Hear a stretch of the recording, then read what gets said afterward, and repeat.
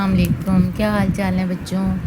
اچھا، آج جو ہم سبق پڑھیں گے یہ کیا ہے؟ ابتدائی طبی امداد اس کا نام ہے، اور اس کے نام سے ہی آپ لوگوں کو پتہ چل رہا ہے کہ جو فوری طور پر کسی بھی متاثرہ شخص کو کسی بھی حادثے میں یا طبیعت خرابی کی صورت میں یا کوئی اچانک کسی افتاد کی صورت میں جو ہے کوئی بھی شخص جس سے متاثر ہوتا ہے اس کو فوری طور پر جو طبی امداد دی جاتی ہے اس کو ابتدائی طبی امداد کہتے ہیں۔ ٹھیک ہے، اب ہم لیسن شروع کرتے ہیں۔ اس کو میں ریڈ کروں گی اور اس میں جو ڈیفیکلٹ ورڈز ہوں گے ان کی وضاحت کرتی جاؤں گی۔ ٹھیک ہے، چلیں اسٹارٹ کرتے ہیں۔ کئی بار آپ نے ابتدائی طبی امداد کے الفاظ سنے ہوں گے، کبھی آپ نے غور کیا کہ ابتدائی طبی امداد کسے کہتے ہیں؟ دراصل یہ وہ امداد ہے جو کسی حادثے کا شکار ہونے والے شخص کو فوری طور پر بہم پہنچائی جاتی ہے۔ ٹھیک ہے، یعنی کوئی بھی حادثے کا شکار شخص جو ہے، چاہے وہ زخمی ہوا ہے، چاہے وہ جل گیا ہے، چاہے وہ کسی اور چیز سے متاثر ہوا ہے، اس کو فوری طور پر جو طبی امداد دی جاتی ہے اس کو ابتدائی طبی امداد کہتے ہیں، اور اس امداد کی بدولت متاثرہ فرد کی زندگی بچانے میں مدد ملتی ہے۔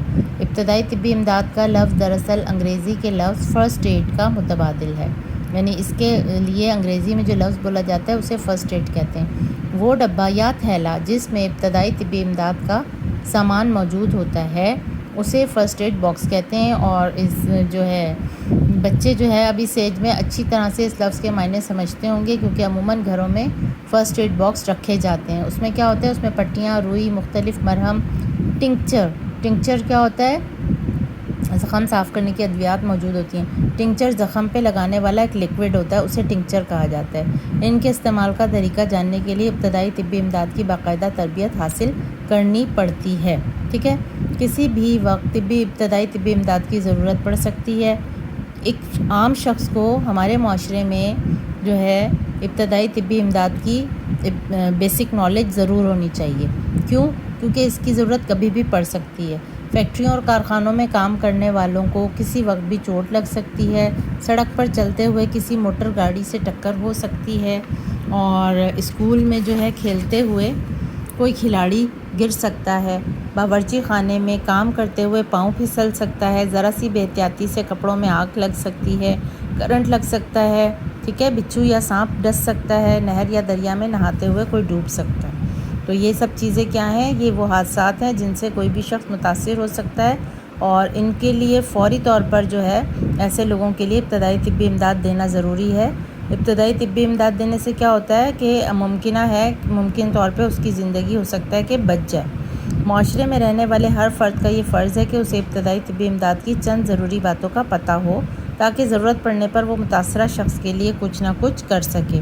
مثال کے طور پہ یہ بات معلوم ہونی چاہیے کہ اگر سانپ ڈس لے تو زہر کو دل تک پہنچنے سے روکا جائے۔ اس کے لیے کیا کیا جائے گا کہ زخمی جگہ سے، جہاں پہ کسی سانپ نے کاٹ لیا ہے، اس جگہ سے 2 انچ اوپر رسی یا کپڑا، جو بھی چیز اس وقت آپ کو میسر ہو، باندھ دیں، اور جتنی جلدی ممکن ہو متاثرہ فرد کو اسپتال تک پہنچانے کی کوشش کریں، کیونکہ وہ جب ہم اس کو اوپر سے باندھ دیں گے تو کیا ہوگا؟ خون کا دوران رک جائے گا، اور زہر جو خون میں سرایت کر چکا ہوتا ہے وہ باقی حصوں تک جسم کے نہیں پہنچ سکے گا۔ اسی طرح اگر کوئی شخص پانی میں ڈوب گیا ہو تو اسے پانی سے باہر نکال کر نبض دیکھی جائے گی۔ ڈوبنے والے شخص کے پیٹ میں پانی بھر جاتا ہے، اسے بروقت نکالنا ضروری ہوتا ہے۔ اس مقصد کے لیے متاثرہ شخص کو الٹا لٹا کر اس کی پیٹھ کو دبانا مناسب رہتا ہے، جس سے کیا ہوتا ہے؟ جب دباؤ دیا جاتا ہے تو اس کے منہ سے پانی باہر آ جاتا ہے۔ ٹھیک ہے، چھوٹے بچے ہر چیز کے ساتھ چھیڑ چھاڑ کرتے رہتے ہیں۔ بعض اوقات وہ بجلی کے پلگز میں اپنی انگلیاں ڈال دیتے ہیں۔ کبھی ایسا ہوتا ہے کہ بجلی کے ننگے تار سے ہمارا جسم چھو جاتا ہے، ٹھیک ہے، اور جس سے ہمیں جھٹکا محسوس ہوتا ہے، یا کبھی یوں بھی میں ہوتا ہے کہ کوئی بجلی کے تار یا بجلی سے چلنے والی کسی مشین سے چمٹ کر رہ جاتا ہے۔ ایسا عموماً ہوتا ہے گھروں میں۔ ایسی صورت میں سب سے پہلے یہ کام کرنا چاہیے کہ اسے بجلی کے تار یا مشین سے الگ کیا جائے۔ سوئچ کو بند کر کے پلگ نکال دیں۔ بہتر ہے کہ مین سوئچ بند کر دیا جائے یا فیوز نکال دیا جائے۔ متاثرہ فرد کو ننگے ہاتھوں سے مت چھوئیں۔ کیوں؟ جب اسے کرنٹ لگ رہا ہو تو اس کے قریب بھی مت جائیں۔ اگر کوئی بھی صحیح بندہ یا صحیح شخص اس کو چھو لے گا تو اس دوسرے شخص کو بھی کرنٹ لگ جائے گا، کیونکہ اس کے جسم میں بجلی کا کرنٹ موجود ہوتا ہے۔ یہ کرنٹ چھونے والے شخص کے جسم میں منتقل ہو جاتا ہے۔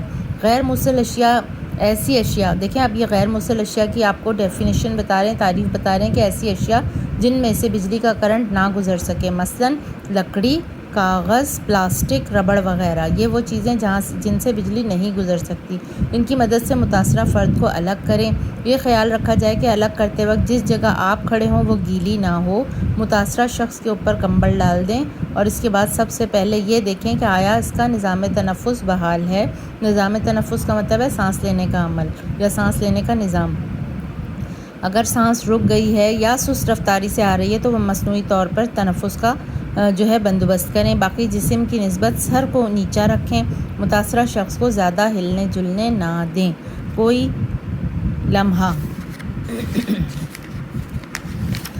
لمحہ ضائع کیے بغیر قریبی اسپتال میں اس کو پہنچانے کا بندوبست کیا جائے۔ اگر کسی کو آگ لگ جائے تو اس پر کمبل وغیرہ پھینک کر آگ کو بجھانے کی کوشش کریں۔ کمرے یا سامان کو آگ لگی ہو تو ریت ڈالنے سے آگ بجھانے میں مدد ملتی ہے، ٹھیک ہے؟ اور آگ سے جھلس جانے والے حصوں پر مرہم وغیرہ لگائیں اور متاثرہ فرد کو ہسپتال پہنچائیں۔ اس کے اوپر پانی ہرگز نہیں ڈالنا چاہیے کیونکہ اس سے کیا ہوتا ہے کہ چھالے بن جاتے ہیں۔ گرمیوں کے موسم میں دھوپ میں سخت کام کرنے سے لو لگ جاتی ہے۔ عام طور پہ بچے یا بڑی عمر کے لوگ اس کا شکار ہوتے ہیں۔ جسم میں پانی کی شدید کمی واقع ہو جاتی ہے۔ یہ تو آج کل گرمیوں کا موسم ہے، سب اس چیز کا اندازہ کر سکتے ہیں۔ تو جسم کا درجہ حرارت 104 ڈگری سینٹی گریڈ سے بڑھ جاتا ہے، جو کہ نہیں جانا چاہیے، ٹھیک ہے؟ اس سے کیا ہوتا ہے، متاثرہ فرد بے ہوش ہو جاتا ہے، دل کی دھڑکن تیز ہو جاتی ہے، خون کا دباؤ کم یا زیادہ ہو سکتا ہے اور سر کے بھاری پن کی شکایت ہو سکتی ہے، متلی آ سکتی ہے۔ اگر کسی فرد کو لو لگ جائے تو فوری طور پر دھوپ سے سائے میں لے کر جائیں، ٹھنڈی جگہ پر رکھیں، ٹھنڈا پانی یا مشروب پلائیں اور جتنی جلدی ہو سکے ہسپتال پہنچائیں۔ یاد رکھیں ان باتوں پر ہم سب کو عمل کرنا چاہیے۔ اگر ہمارے آس پاس کوئی شخص ابتدائی طبی امداد کا مستحق ہو تو ہمیں اس کی حد الوسع مدد کرنی چاہیے۔ ساتھ ہی ہمیں کوئی لمحہ ضائع کیے بغیر امدادی اداروں کو فون کر کے انہیں مدد کے لیے طلب بھی کرنا چاہیے، ٹھیک ہے؟ یہ تو آپ نے سیکھ لیا کہ ابتدائی طبی امداد، لیکن اسی پر ہی صرف اکتفا نہیں کرنا بلکہ کیا کرنا ہے کہ فوراً ہی اس شخص کو مزید میڈیکیشن کے لیے یا اور اس کے لیے اس کو ہاسپٹل لے کر جانا ہے تاکہ اس کے اس کو پراپر اس کی میڈیکیشن ہو سکے اور جو اس وقت اس کو نیڈ ہے وہ سب ہو سکے، ٹھیک ہے؟ یہاں پہ لیسن ہمارا ختم ہوا۔ اس کے کوئی اس میں زیادہ لمبی چوڑی وضاحت کی ضرورت نہیں تھی، اور یہ چیزیں عموماً ابتدائی طبی امداد اور اس کی وضاحت یہ سب بچوں کو آتی ہی ہے اور اس سے واقف ہیں۔